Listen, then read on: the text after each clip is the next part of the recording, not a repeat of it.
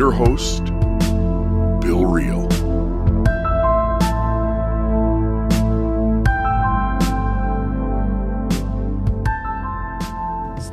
I'd have throat punched you through the phone. So how many drinks have you had this morning? Just a wee bit. Just a wee bit. Okay, so here we are. I've got my Red Roca iced coffee. I'm ready to rock and roll. You ready to rock and roll? Let me just have another drink really quick. It's 7:30 in the morning. It's 7:30 in the morning. You might have a drinking problem. Are you hearing this? Hello? Hello? That's it. We're done, folks. That's the Almost Awaken podcast. And everybody, good morning, good afternoon, and good night. You made me laugh.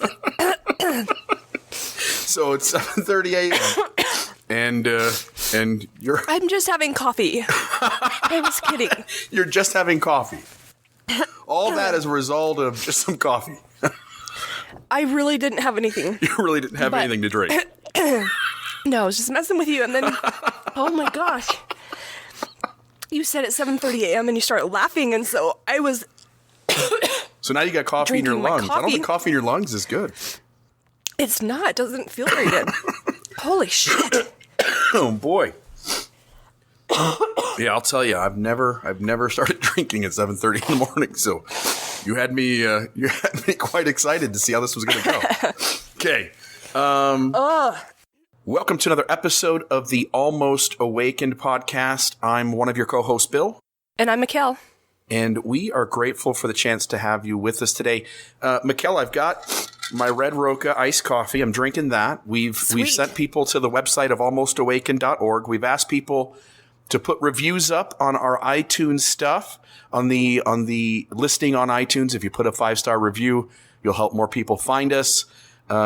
We've also, what else have we done? What else do we need to point people to? We've got a Facebook page. Page. That's kind of cool. So we can send people to that. Yep, we're on Instagram. So Facebook, there's there is a group on Facebook too called Almost Awakened. It is operated by us, has the same logo there. We're hoping that all of our listeners can begin to kind of find a way to that group, and conversations there can occur between you guys, both about episodes that we're doing as well as other things. But today you chose the topic of fear. Fear, man, there's a lot that goes with this. Maybe give us some initial thoughts and get us rolling. So, sorry, I inhaled my coffee this morning. Mekael joked around with me that she was going to be drinking alcohol this morning, and then I heard her take a sip of something, and she lost it from there. So I thought she was drinking hard booze, and I started laughing, and next thing you know, you've inhaled your coffee into your lungs. So now you've got Red Roca coffee in your lungs. It tastes good. I'm awake now. She's wide awake. So the topic of fear, because I couldn't breathe, man, that's scary. But the topic of fear, because I feel like it rules so much of my life, and so I'm sure that other people are affected by that as well. So I want to kind of hash it out, and I have some thoughts. And we had some good comments when I posted on my Facebook page about fear that I wanted to go over too. Man. So in starting, Bill, I just wanted to go back to kind of a follow-up on swearing. I had one of our friends text me and Kelsey, and she had some really good insight. So do you mind if I just read her comment really quick about swearing? Oh, I'd love to hear it. So, well, and also when talking to Kelsey, a couple of thoughts came up too, but she said, between us, cunt and pussy are powerful words of strength. Is there anything more sexy, powerful, resilient, and impressive than a pussy? Only imbeciles would use those terms thinking to degrade someone. If you want to insult someone, how about limp dick or erectile dysfunction dick? Now that denotes low performance or ability. And so, like that, it's true. We often call people cunt or pussy it's a derogatory term. And it it's means often weakness, right? Like it means Right. somebody's weak. It's stupid. Have you pushed a baby out of your penis? No, and nor would I want to. Right. And even if I had a hole the size of a vagina, I wouldn't want to push a large mushmelon out of that. So, yeah, we should celebrate a pussy as a word of strength, as something Right. that can take a lot of challenges and is resilient. And yeah, absolutely. I'm with you. Like that word has been used the wrong way. Right, right. And then in talking to Kelty too, she said she brought up the word bitch, and we often use that word in a derogatory fashion, either towards, women will use it to other women, or like I said it to you yesterday, like I'll cut that bitch, right? Yeah, I was talking about the C word and how it's one of my favorite swear words, although I don't use it because it's derogatory, but I like the sound of it. Right. And I want to use it more often. And you said if you ever called me that, you would cut me like a bitch. The bitch that you are. Yeah. So even that is interesting. Kelsey was saying why, we talked last week about why certain words aren't okay. Like it would be completely unacceptable for me to call someone the N-word. But within certain populations, and I used the example that, my grandma raised or took in foster kids, and a lot of them were black, and the black kids could use that term to each other, but someone that is not black, it's completely unacceptable for them to use that word. So why, we talked last week about not using words that degrade or are derogatory towards certain groups of people. So then why is the word bitch acceptable? Because it's derogatory towards women. Yeah.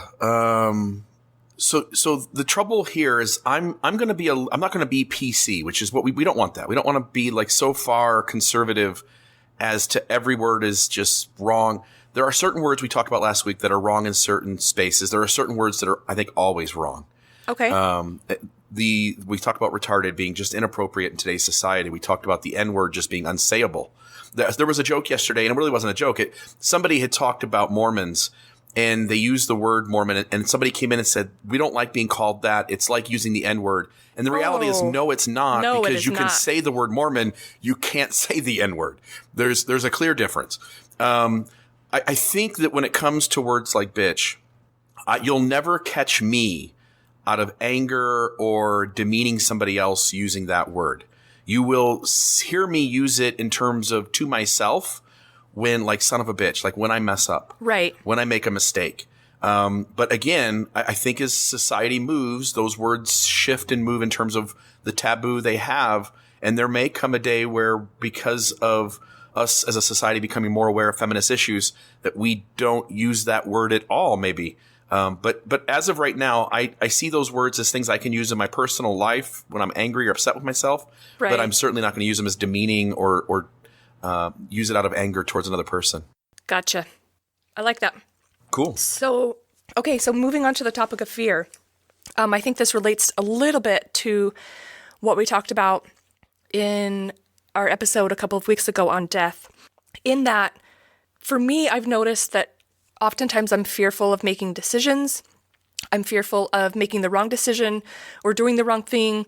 And so in kind of thinking about fear this week, I read this really interesting article that talked about how when we start to awaken, we almost die in a sense, because we start shedding and we start shifting and we start letting go of who we used to be, and we start waking up to a new person, if that makes sense. And so this article talked about how important it is that we grieve that old person, and that sometimes if we don't allow ourselves to grieve, that can bring up fear of who we were or who we're becoming. So I wanted to get your thoughts on that. So if I go to an earlier place in my life, I would be aware of who I was, and I would think that who I was consistent. In other words, I would think like, oh, I'm Bill Reel. This is who I am. This is who I'm always going to be. And I didn't recognize that I was moving and changing. Now, as I'm in this space on the other side, or the second half of life, as Richard Rohr says, I realize like, oh, I'm always changing. I'm always moving. I won't be the same person in 5 years that I am today. This new person in 5 years will have a several handfuls of really cool experiences, plus just years and years of day-to-day kind of things going on. I'm not going to be the same person. And so, yes, when I go back to an earlier stage, I was deeply scared of when life began to change, when life was going to do something different. Uh-oh, this is happening. Uh-oh, that's happening. Someone's moving from one job to another. When I moved out here to Southern Utah 5 years ago, it was a huge move. Like to leave my family, my wife left her family. I move out a month early. I go all the way across the country, and I'm taking up this job, working for people I don't know, working for a company I don't know, living in an area I don't know, around people I don't know. And that thing worked out so damn good. And again, not everybody has this experience because bad things happen when we take chances sometimes. Right. It worked out so good that I learned to right away just to trust in movement, trust in change, trust in new experiences. But it's not that way for everybody. And it wasn't that way for me. I can imagine lots of times in my life. I can look back at lots of times in my life where I was scared. Scared that I was going to take a new job, scared that I was going to do something different. I think that's normal. I think sometimes fear protects us from doing something too dangerous, and fear also prevents us from taking steps to better ourselves because we're so afraid of the unknown too. Right. So in researching or in learning about fear, what's been interesting is that it's an instinct. It's like inborn in us. It's not something that, sure, over time we're conditioned, we learn things, bad things happen to us, and that kind of reinforces the fear that we already have. But I think that there's a certain degree of fear that is just natural. I was talking to Kelsey's uncle a couple of weeks ago, and he said something that was really interesting to me. He said, we were in a group, and he asked if we knew what the hardest sound to decipher its direction was. And, people were throwing out various answers, and he said, the human ear has the hardest time figuring out the direction, so meaning where a sound is coming from an ambulance or a fire engine, those types of emergency vehicles. So police cars, ambulances, fire trucks. Our ear can't figure out which direction it's coming from until it's really close. And yeah, that was fascinating to me. And he said, do you know what sound the human ear can pick up with precise precision? It can figure out which direction the sound is coming from very precisely. And again, people were throwing out answers. It's crackling leaves. And he said the reason is because we have this innate fear to look out for predators, to be aware of our surroundings and know what's happening. And so evolutionarily, our ears can pick up the direction that sound is coming from if it's crackling leaves. And that was fascinating to me. Yeah, that does seem interesting. You would think because the police sound and the fire engine or the police car or the ambulance, you would think similar things because essentially you go on high alert like, uh-oh, something's going on. What happened? Right. But for whatever reason, those two things are very different. Yeah, we certainly evolutionary mechanisms that are within us, the crackling leaves. I mean, for 200,000 years, humans have had to worry up until recently, up until the modern history, we've had to worry about what direction threats were coming from. So that certainly makes sense. Right. And so how does that play a role in how we respond to things today? And in what ways do we experience fear or how does fear show up for us? And how can we move forward knowing that we've got fear? What are your thoughts on that? Fear paralyzes me. And I don't know if this ties into kind of what you're asking. It's just where my brain went. So today, we don't have those kinds of threats. We when there's a noise next to us, 99.9999999% chance it's not some warring tribe with a spear in their hand going to kill me. Instead, it's just something happening. But yet our brain goes into that mode of being scared or alert. And all of a sudden, our breath gets different and our heart rate changes.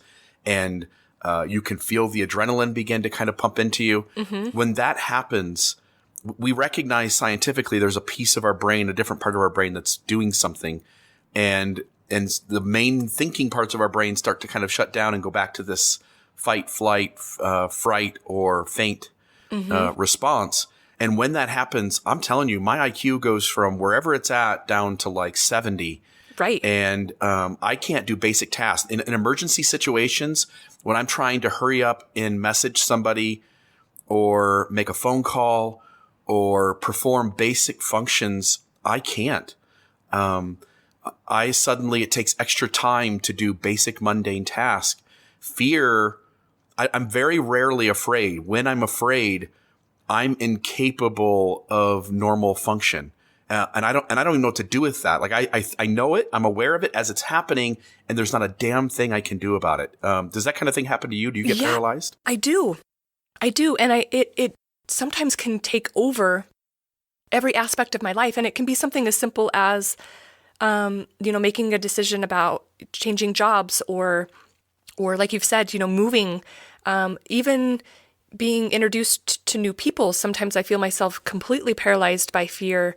And it's interesting. I posted the question on Facebook and a lot of people said the same kind of thing. One person said, I can't make a decision without overanalyzing every side. And then even when I've made a choice, I can't seem to go through with it. Fear makes me stand still because the repercussions of moving might cause the world to come crashing down. Another person said that they're afraid that they won't ever really live up to their potential, and they keep putting off the future or keep putting off the present because they're constantly trying to prepare for the future. And another person said they feel like they're drowning right now. They feel like they're having constant panic attacks and they can't breathe, and they would just want to run or withdraw because they're so uncertain about the unknown. And I think as I look back, there's so much of my life that has been ruled by fear. And so some of that comes from traumatic experiences that I've had. For example, I was in a really bad car crash when I was about 7. And for some reason, that car crash still triggers me today. So I have a hard time getting in elevators. And none of that really affected me before the car crash. Amusement park rides are like out. I can't, there are certain ones that just my body can't handle. And so it's interesting to look at the ways that our experiences have shaped us and how fear shows up for us in everyday moments. So what do you do when you're feeling those feelings of fear, Bill? So let me start by saying, similar to you, I had a motorcycle accident where I lost control of my motorcycle going about 55 mile an hour around a curve. Yikes. And the motorcycle, I laid it down. It went hundreds of yards in front of me. And man, in your head, you think like, I'll tell my body which way I want to kind of land to soften the blow. Right. And by the time you even have that thought, you've come to a stop rolling down the street. Like it happens so quick. And so the rest of, this happened back when I was 30 years old, 31 years old. And ever since then, if I don't mind driving. I have no problem driving a car. Mm-hmm. If I'm the passenger and I'm not in control. Oh, me too. I get a lot of anxiety. Me too. And so my wife gets mad at me because I'm always criticizing her driving, and she's driving fine. Right. But there's so much anxiety in me from that motorcycle accident that I no longer can be a quiet passenger and sit still. Right. So what do we do with that? Yeah. I think two things. Fear is a tool. It's an evolutionary tool. So sometimes fear is useful. Sometimes fear is telling us not to take a risk where the risk is too high. Okay. At other times, we have to take some risk, like switching jobs. Maybe you're miserable in your job. And if you want to, and if another job opportunity comes up, but you don't know what that job looks like, you don't know if it's better or worse. And so sometimes out of fear, we hang on to the known, even though the known isn't enjoyable. Right. We hang on to what's comfortable. Right. And how do we do anything? I guess in my world, sometimes I just take chances and they're calculated. So if I'm not going to go parachuting if 1 out of every 143 parachutes fails. Now that's not the number. So if anybody wants to go parachuting today, not trying to scare you. That's out for me. But if there's risks that are too risky, I don't take them. I want to live as long as possible in terms of how I can control that. And when the risk seems to have a net positive or a better chance of a net positive at the end, I just do it. that doesn't make sense to me. How do you just do it? Like, you've got all this fear, you're feeling all the things in your body, you sometimes have irrational thought. So how do you go from, man, I'm like, this is terrifying me, to making the jump to do it, whatever the thing is? How do you get from that to doing it? I taught. It's not like this momentary thing. It's not like, hey, you have this choice.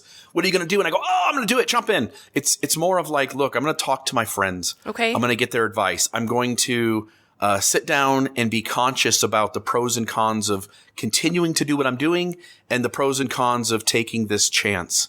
For me, it's a mind game of looking at what the net benefits are, looking at what the risk is, and saying, like, do I want to take the chance of what this could look like, good and bad, or do I want to stay right where I am? And again, if you would go back the first 30 years of my life, first 35 years of my life, it was, let's just stay with what we have. And the last 5 years of my life, it's like, look, let's take calculated risk. And it's worked out great. And it is no guarantees that it always will, but it has. And so I've gotten more comfortable doing that. But it's a lot of thinking and talking and measuring and weighing. A lot of stuff goes into it. I don't think these decisions are easy. We're not in a world anymore, Mikael, where we're around a campfire at night and every night there are threats all around us. We live in a world where, luckily, for most of the big decisions in our life, we have some time to think about those before we make a decision. Right. And I would, when you're telling our listeners kind of the process that you go through, I think I do a lot of the same things. I maybe overanalyze, but I think about all of the pros and cons. And sometimes it's helpful for me to even sit and think about, or even just feel the fear, and then ask myself questions like, okay, what am I really fearful of? Is it the new job, or is it that I'm fearful that I'm not going to be good enough at the new job? Or is it I'm fearful of, whatever experience that could happen? Because there is a lot of unknown when we make choices. We don't always know how things are going to work out. We can't always control how things are going to work out. And so for me, I have found that asking friends, sitting and thinking about things and weighing the pros and cons, and then like you've said, it's almost a calculated risk. You're willing to step into the unknown or the uncertain, and experience. It could be risky, but I think sometimes the risk is worth the uncomfort.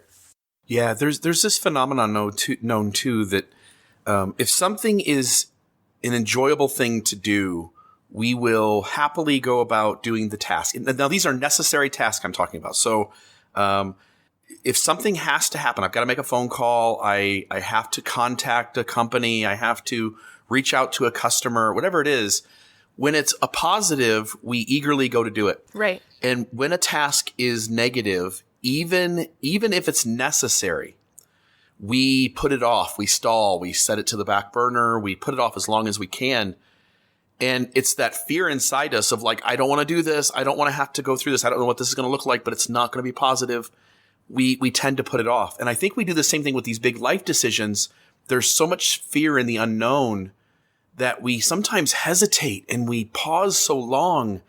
And the reality is, like, in our minds, even when we say like the chances are it's going to be a good move. It can't be worse than what I'm doing now. Right. Even when that's the case, the unknown is so scary that we tend to take an unusually long time to make these decisions. We put them off until the last second, when we should just, if we take fear completely out and we've done our list and we've gotten wise counsel from friends and other people around us, we should just quickly make the decision and move into it. We should. And I think that goes back to some of the other things that we've talked about, leaning into vulnerability. And sometimes we do. We have to be vulnerable. We have to take the risk. We have to step into the unknown. And like you said, for me, in my experience, things often work out way better than the story that's in my head. And so it just becomes this practice of taking the step and doing the thing, and watching the magic unfold. I I was reading something the other day when you said fear. In fact, it had been yesterday because you said we were going to talk about fear yesterday morning. And I like, by the way, the listener needs to note this. You give me the topics late intentionally. Listener, you're going to understand this as we go through time. I just am not going to not prepare. I'm going to read things. I'm going to think about the topic. I'm going to make notes, which you're doing too. But you tend to like a little more off the cuff, and I'm wanting to like give the listener a ton of data on fear.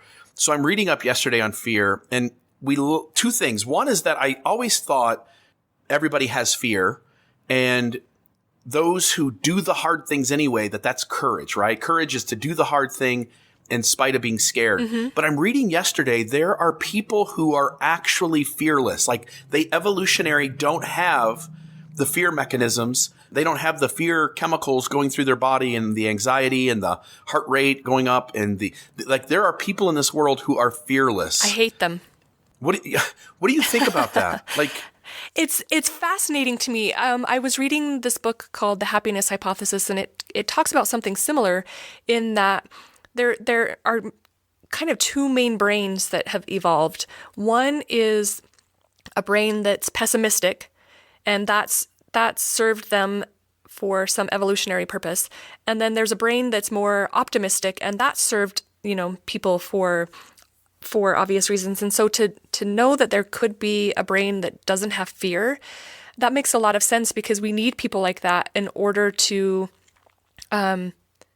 perpetuate the population, but also like do hard things that people like me can't do.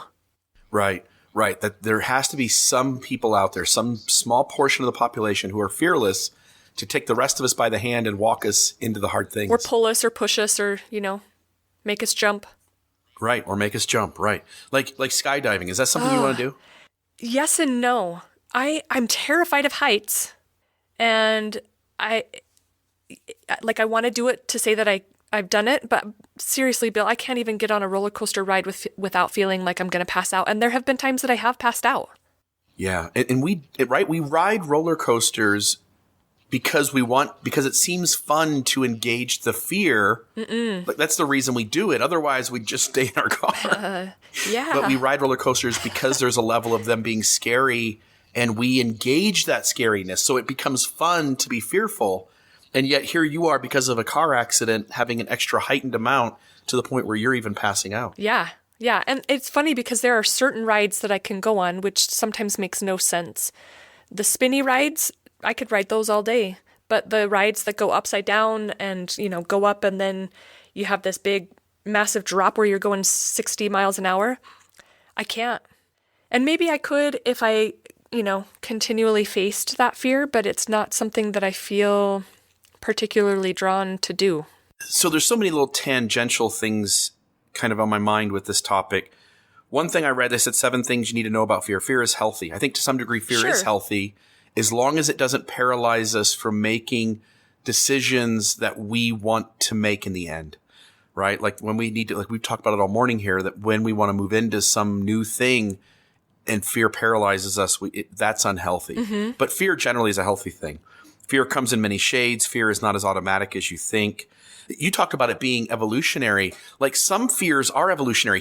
Human beings generally are across cultures are scared of spiders, even in cultures where they're familiar with spiders, and even in cultures where spiders aren't as prevalent. Right. Our bodies are naturally fearful of spiders or scorpions or snakes because for 200,000 years, those were the animals that got on us in the middle of the night while we're sleeping and bit us and injected us with poison, and all of a sudden we got sick. Mm-hmm. Some fears are learned. There are people who are scared of clowns. Right. For whatever reason, right? So they went to the circus when they were a kid or something happened, and now they're scared of this thing that is a piece of modern history. Mm-hmm. Some fears, again, evolutionary, some fears we're inborn with. Other fears we learn because something traumatizes your accident, my accident. They said it's not as automatic as you think. You don't need to be in danger to be scared. Sometimes you're scared and there's nothing going on around you. Right. Nothing really scary. I'm going to be 41 here in a couple of weeks. Even as a 40-year-old getting ready to turn 41, if I'm laying in my bed and my wife's not home that night because she's went on a trip with friends, if I hear a weird noise in the house, right, all of a sudden I'm on edge a little bit. Yeah. It doesn't paralyze me the way it does my wife, but I'll get up and I'll turn the lights on and walk around the house and make sure there's nothing there. Check all the doors. Right. It doesn't matter whether there's something really there or not. Fear just happens. So it's interesting, Bill, because one of the classes I took a couple of years ago was talking about fear, and it mentioned, and I've heard this before, that our body responds to fear whether it's real or whether it's perceived. So sometimes fear can be like, I'm afraid I'm gonna miss this deadline at work, or I'm being chased by an angry dog. So our body responds in the same way, whether it's perceived fear or whether it's real fear. And in that process, our body releases a whole bunch of chemicals, and that can affect our thoughts. And like you pointed out how our body responds, our heart rate increases and breathing gets faster and hands get cold and sweaty and those kinds of things.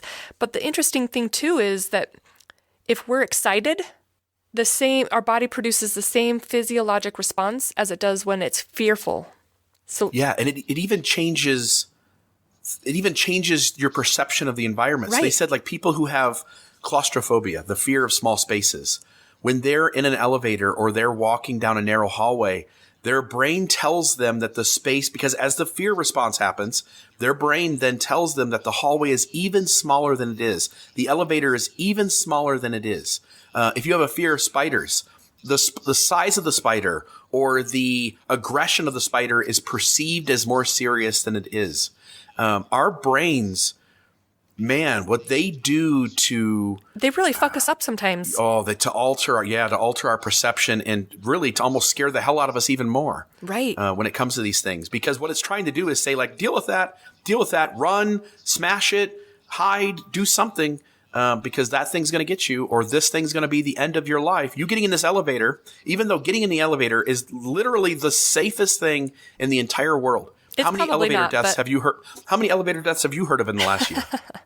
Right? Like it doesn't happen. No, I haven't heard of it except when I was at work a couple of weeks ago and the power went out and people were stuck in the elevator for like 2 hours. What about quicksand? Remember, you and I are both the same age. I remember playing quicksand games as if it were real and you would possibly die from quicksand. Wasn't quicksand in a lot of movies when you and I were kids? Yeah, like the Indiana Jones movies. Yeah. Didn't you used to tell yourself like, okay, this is how quicksand works. I'm going to have to be prepared. We've had to deal with quicksand a lot less than we thought we did as kids, right? And lava. Lava too. Lava also scared the hell out of us. Right. And we were taught as kids to be prepared for volcanoes and lava.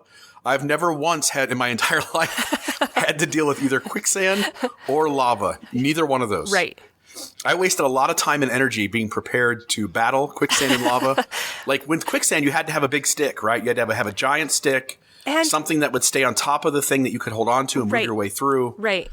Yeah, wasted preparation, my friend. We should have been preparing for like how to change jobs and, I feel like those doomsdayers, the guys that are building like the nuclear, what do they call those things? The underground shelters? Underground shelter. Yeah. I think they're doing a lot like what we do with quicksand. They're kind of wasting their time. Yeah, I don't know. It's interesting. Well, Bill, I was having a hard time waking up this morning. You know how it goes. You stay up too late partying or hanging out with friends. And then you've got to get up early to record a podcast. So what do we do in those instances? And on every other day of the week? Coffee. Red Roca coffee. It helps you and me as we're awakening in the morning. My favorite brew is Heathens or Good Mojo. And sometimes I like it hot. In the summertime, every once in a while, I'll drink it cold. Red Roca Coffee is a small family-owned business here in the United States. If you need a cup of joe to help you awaken, give Red Roca Coffee a try. We're sure you'll like it. We're sure you'll like it. That's Red Roca, ROCA coffee.com. When you place your order, put in the code AWAKE. AWAKE. You'll get a 10% discount, and you'll get free shipping on orders over $30. Check out Red Roca Coffee today. Again, Red Roca Coffee. For those times when you need help awakening. Somewhere it said the opposite of fear is not bravery or courage. Somebody said the opposite of fear is love. They did studies where if love is present, if love is given, that is what makes fears go away. It's the opposite of fear. Your thoughts on that? It's so interesting, and I believe that partly because I've studied a little bit about the different frequencies of emotion. So the vibration of the frequency when we're feeling certain emotions. Fear is one of the lowest vibrations, and love is one of the highest. And one of the things that I often practice when I remember when I've got a lot of fear or anxiety. So anxiety and fear kind of go hand in hand for me. They, in some ways, are synonymous. So when I'm feeling fearful or feeling a lot of anxiety, one of the things that I've done is I will sit with myself and imagine myself as a scared little girl. And how would I have wanted someone to respond to that little girl in those moments? And oftentimes it's me visualizing myself as a little girl and then me as an adult coming to that little girl and comforting her and loving her and helping her just know that, you're safe and I'll protect you and I'll help you and you're going to be okay and you're loved. And expressing those feelings or those thoughts of comfort and love often will help ease my anxiety. And I told this story a couple of weeks ago when we were doing a podcast episode where I went to get my back work done and I had some acupuncture. And the chiropractor stuck in the acupuncture needles and I was laying face down and I shifted and I could feel because he had hooked up the acupuncture needles to a little bit of electrical stimulation to try and release the knots in my back and stuff. And I had shifted and I could feel the electrical current move and it felt like I couldn't breathe. And I had massive panic attack. But what helped calm me down was seeing, I was picturing you and Amanda, because you guys had been over at our house recently, and I was seeing you guys look at each other lovingly. So focusing on that love helped calm me down. So that's my thought. Yeah, I know that sometimes we yell as parents, or we give this really cold front because we're not sure. At least I can say this. I give a really cold front sometimes to my kids because I'm waiting for the next shoe to fall. I'm waiting for the next thing to happen. And I'm trying to just be, not invest myself too much emotionally into a situation so that I can be better prepared to handle when something negative happens. And talking to one of my kids this week, it became clear to me as I thought about fear yesterday, and as I thought about how love is the opposite of fear, and as I thought about this interaction with one of my kids earlier in the week, I realized I'm going to have to set that cold front aside.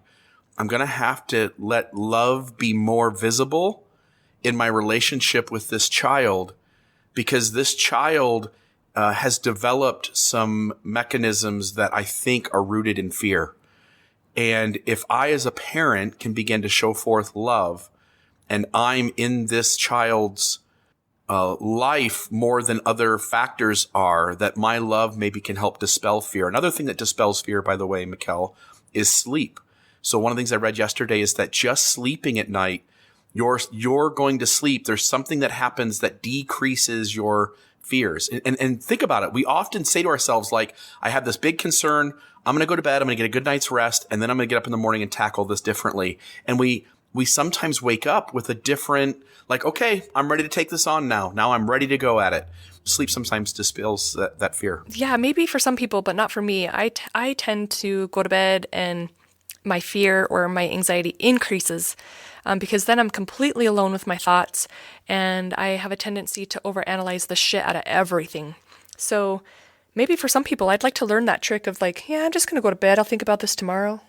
Yeah, so the opposite is with you. Mm-hmm. So you need to just stay up all night and think about it and then make a decision. Mm-hmm. And not go to sleep. Yeah, but I have found that, so meditation is a huge tool that I use in my life. And sometimes in those moments where I've overanalyzed everything to death and I'm still feeling a lot of anxiety, there's two things, meditation and then talking about it. I found that if I say my fear out loud, for some reason it helps me process it. So finding a safe person to talk about my fears with. But then meditation, if I can't sleep and I just can't let things go, if I stick in some headphones, it gives my brain something else to think about rather than what's, the thoughts in my head. And that sometimes helps me dispel some of that fear and some of that anxiety and think about it later.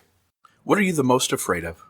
That's a really good question. What are your deepest fears? My deepest fears are... That's a really hard question. I'm going to try not to cry. That I'm not good enough. I think that... Oh, goddamn you, Bill. I think, growing up in a strict fundamentalist religion and in a super strict household where a lot of my love, love had to be earned, and it was conditional. It was always conditional, and it was abusive at times, and so I used to have a lot of fear around authority figures, and so yeah, just not feeling good enough, I would say, is probably one of my deepest fears. And then just the fear of the unknown, again, stepping away from my fundamentalist religion and stepping away from unhealthy relationships. Now there's a lot of things that are unknown. I don't have the answers for everything, and so sometimes that causes me to have anxiety and fear about the unknown. What about you? What are your deepest fears? My deepest fear, similar, so I don't, but different. So again, my experience growing up was different. My parents' love and the relationships around me with my cousins and my aunts and my uncles were all positive. Love was not conditional. It was unconditional. And so I don't have any fear of not being good enough, but I have fear of compromising myself. In other words, I like a story about myself. I like to think of myself in a certain way. And I'm scared to death that I will do something or make a choice or a decision that will compromise who I am. So that scares me. That scares me too. And it's this one moment, and it's off into the future, whenever it is. And you really don't, you can have control. Like I can go exercise, but when it happens, you don't have control. It's going to happen. So it's not really worth worrying about in that like daily fear kind of way. But there are moments, at least monthly, where I'm sitting on the couch and I'm watching a movie or a TV show or something, and a violent act hits the scene, and suddenly like I'm inside my head going through my last 3 minutes of my life. There are I have a deep fear of falling through ice on a pond or a lake, and more importantly on a river where there's current, and falling through the ice and then the current moving me, and then me looking up and the ice being above me and someone else being up there, but the ice is too thick. Shit. Yeah, like I have thought about that 1,000 times in my life, of falling through ice and drowning in cold waters, where I could have lived if I could have broke through the ice, but I can't. God. And it's silly. Like those are the kinds of things that like startle me. Another thing is my kids. I talked last week. I'm a shitty parent, but I do love my kids and I want to protect them. So I often throughout my adulthood woke up in the middle of the night with nightmares where my kids sunk through the floor, or monsters came into my room and grabbed my kids because they were in my dream. They were with me. And anytime something happens, or I'm worried that something's happened to one of my kids, I go into that paralyzed anxiety. Those are the kinds of things that scare me the most. They said fear is contagious. If you're in a crowd and somebody shows fear, the rest of the crowd begins to act in a fearful way too. Like fear is contagious. They said fear has a smell.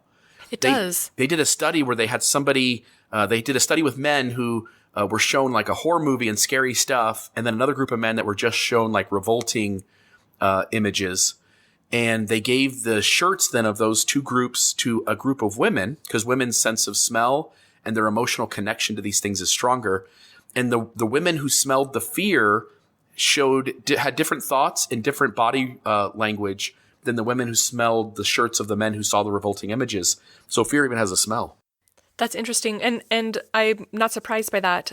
Just thinking of my experience as a nurse, there's been a couple of times where I've been in a situation, and oftentimes I would look to, the charge nurse or someone with more authority. And if their face was fearful, then I would fear I would feel fearful and and feel some panic. And even as a parent, like if your kid falls off their bike and they've got this big scratch and they're bleeding all over the place, if you don't remain calm and try and calm their fears, they're more scared and they start to panic more. And so just as a parent, I've noticed, and even, you talked about being a shitty parent. I've been a shitty parent as well. And I will never forget one of the times, I used to be a yeller. I grew up in a home where there was yelling. And so that was all I knew, and used that when my kids were younger as a tool to try and get them to conform and behave. But I'll never forget, I was yelling at my son, my oldest son, one time, and the look on his face, he was terrified of me. And it was in that moment that I decided, like, I can't do this anymore. I got to do something different. So I've had those too. Where as a parent, the yelling went too far. I went too far. And as I went too far, same thing. My kids had this look of who the hell is this person? Right. And yeah, those are eye-opening moments to go oh, I really fucked up here. I really fucked up. Yeah. And so it's caused me, I've done that 2 or 3 times in my life where I've gone oh, I really went too far here. And it caused a lot of reflection and me having to make serious changes in how I parent. Yeah. I heard this quote, Bill, that's really interesting. The quote is, "Anger is fear's bodyguard." What do you think that means? When we are scared, our scared self is fragile. Our scared self is uncertain of where we fit in the world. Our scared self is deeply uncomfortable with where we're at and what our place is in things. Anger seems to be a way to cover that up. Like the angry me is strong. The angry me is not going to let anybody push me around. And it seems to be that bodyguard mechanism. It seems to be that other part of our personality that steps out in front of fear and says, you're not going to bother fear. You're going to have to deal with me. It's so interesting to think about. What do you think in terms of times that you've used anger to protect your scared self? Yeah, it's often, just like you said, it's often when I'm feeling super vulnerable or not good enough or weak. And so anger will come out as a way to either deflect or defend myself. And so I have found that in those moments, I really have to focus on what the core issue is. Yeah, I think there are times inside me where I'm scared, I'm uncomfortable, I'm nervous, I don't know how things fit together, and I can tangibly, I'm using the wrong word, I can look inside my head and know that I'm feeling that, and then also sense that what I'm doing outwardly is trying to yell at my kids or put all of them back in order so that I can somehow regain order inside myself. And the reality is it really isn't an outward problem. It's inside me that's the issue. And I think anger is a way to punish the outside world for what's going on inside of us. And it just seems to be really unhealthy when we do that. Yeah.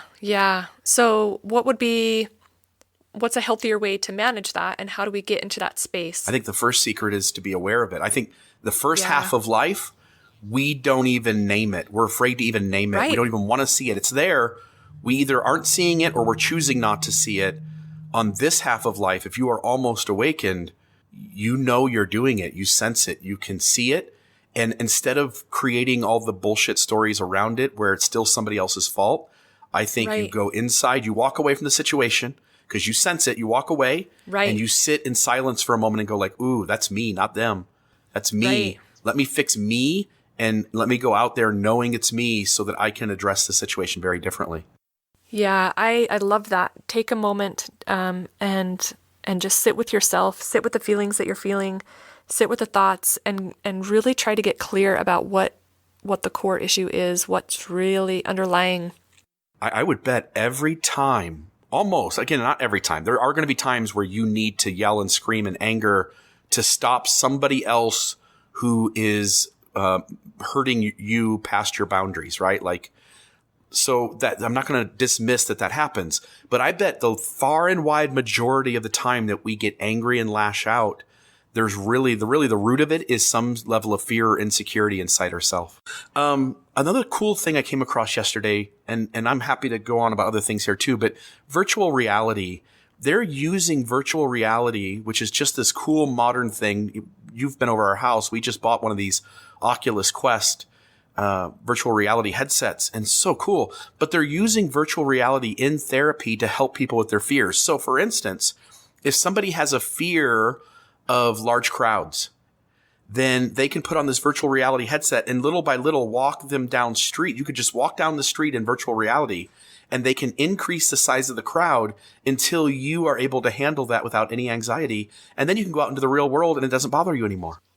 Right. It's called cognitive behavioral therapy. And it's interesting because I did a research paper on it when I was in NP school, and how in regards to PTSD, particularly involving soldiers who were returning from war.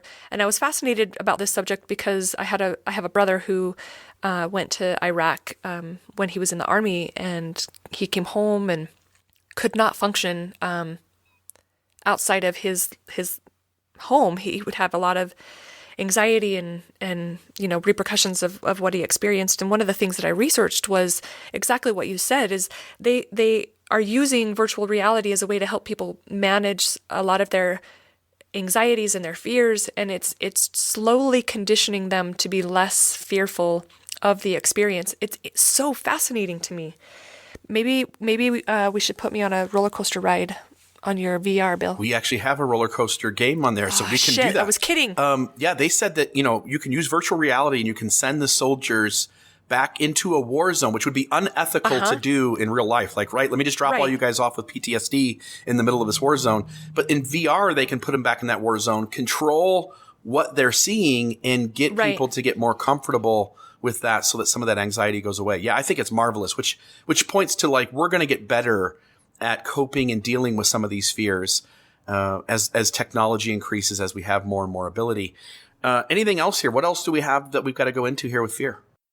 I think, you kind of touched on this in the beginning, that sometimes fear, we use it as a negative thing, or we think of it as a bad thing, but there are instances when our fear is founded, and it's based on feedback that our brain or our body is receiving, and we need to listen to that sometimes. So I don't want people to think that fear is always a bad thing. There are times when we have to be cautious, or there's a reason for us to be scared of something.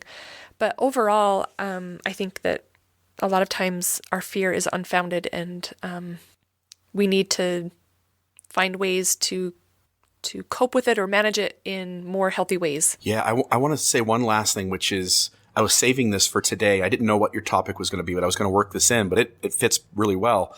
I was scared to death this week because I get out of my driveway. I get to the end of my little tiny side street. I go to make a right onto the main street by my house, which is called Telegraph. And I look to the left and I see where I have an opening in traffic. I look to the right to make sure there's no pedestrians on the sidewalk, and I start to turn. And soon as I start to turn, a guy on a bicycle rides right into my car. For real? Yes. And so this guy smashes my headlight. His bike falls down. Shit. He falls down, and he hit it hard. I'm scared to death, Mikael. So I get out of my manual transmission car. I put my car in neutral. But I'm so scared. Again, when these things happen, I am no longer intelligent. I don't put my car I don't pull my emergency brake, and I don't put my car into gear and turn it off. I turn it off with it in neutral and no emergency brake. So it starts to roll backwards. So then I get in and I'm like, okay, which one's the brake? Which one's the clutch? I'm an imbecile. I'm cognitively not functioning. So I finally get my car stopped. I get out. This guy is bleeding profusely out of his hand. He is dripping all over. And he's like, what the hell, man? And I said, I'm sorry you're hurt, but you were going the wrong direction. He was going against traffic. Shit. Yes. The street I'm pulling off onto, I'm going to make a right, and he runs into my passenger side. He is going the wrong way. This accident is completely his fault. And yet in me is so much fear. Like, Right. oh my gosh, the police are going to write me a ticket. My insurance is Right. going to go up. Maybe I've hurt him really bad. I'm going to have to pay his hospital bill. This guy starts yelling at me. He picks Oh up my his bike. gosh. He goes back the direction he came. And he tells me, you just get out of here. I said, dude, I'm sorry, but you were going in the wrong direction. You just get out of here. Just leave. So I get in my car and I make a right and I start to drive down the road. And I think to myself, wait a minute, I've got to call the police. Yeah. I need to call the police and tell them what happened, regardless of whether it's my fault, his fault. Right. I got to talk to the cops. So I call the police and I say, look, I don't want to be thought of as fleeing the scene. I want you guys to have the information. Here's what's going on.